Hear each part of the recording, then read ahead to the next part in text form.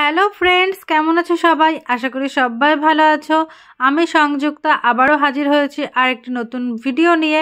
আজ তোমাদের সাথে শেয়ার করব আমি বাড়িতে কিভাবে টক দই তৈরি করি তারই রেসিপি। তো প্রথমে দুধটাকে ভালোভাবে ফুটিয়ে নিতে হবে, তারপর দুধটা রেখে দিতে হবে ঠান্ডা করার জন্য। পুরোপুরি ঠান্ডা করলে হবে না, দুধটা হালকা উষ্ণ গরম, আঙুলটা যাতে ডোবানো যায় সেই উষ্ণতায় আর কি দুধটা নিতে হবে।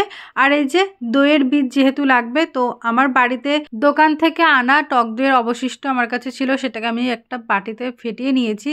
আর একটা পাত্রে আমি 250 ml দুধ নিয়েছি, তাতে 3 টেবিল চামচ টক দই আমি দিয়ে দিয়েছি। এইবার এই দুধ আর দইয়ের মিশ্রণটাকে ভালোভাবে মিশিয়ে নিতে হবে যাতে কোনো দানা না থাকে। দইয়ের বীজ ছাড়া কিন্তু দই হয় না, সেটা কম বেশি হয়তো সবাই জানো।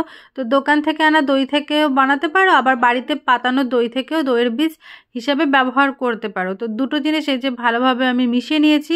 তো এবার একটা পাত্রে আমি এটাকে ঢেলে নিচ্ছি। তো এখানে মাটির পাত্রও অনেকে ব্যবহার করতে পারো।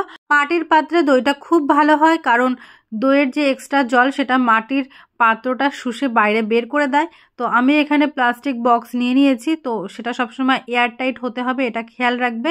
তো এখন যেহেতু শীতকাল, তার জন্য বক্সটিকে কম্বল দিয়ে ঢেকেছি, কারণ দুধটাকে যত পারো তত গরম উষ্ণতা দাও, মানে গরমের মধ্যে রাখো, তাহলেই দইটা তাড়াতাড়ি হবে আরও ভালো হবে। তো তোমরা চাইলে ফ্রিজের পিছনেও রাখতে পারো। আরেকটা কথা, দইটা যেখানে পাতাতে রাখবে সেখানে যেন সূর্যের আলো বা অন্য কোনো আলো না প্রবেশ করে। তো তার জন্য আমার কাছে মনে হয় খাটের তলাটাই বেস্ট। দুধ থেকে দই তৈরি হতে সময় লাগে 10 থেকে 12 ঘন্টা।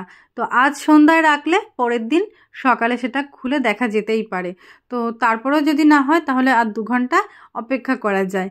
তো দেখতেই পারছো, এই যে পরের দিন সকালবেলা আমি দইটা নিয়ে চলে এসেছি। আর এই দেখো কতটা সফট এবং কতটা ক্রিমি হয়েছে। এখানে কিন্তু কোনো ঝোল বা জলের কোনো চিহ্ন দেখতেই পারছো না।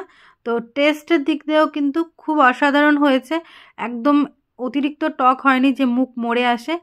তোমরা চাইলে বাড়িতে বানাতে পারো, একদম ফুল গ্যারান্টি, অতি সহজে পারফেক্ট টক দই তোমরা করতে পারবে। তো ভিডিওটি কেমন লাগলো অবশ্যই কমেন্ট করে জানাবে। আবার দেখা হচ্ছে নেক্সট ভিডিওতে। তোমরা ভালো থাকবে, সুস্থ থাকবে, টাটা।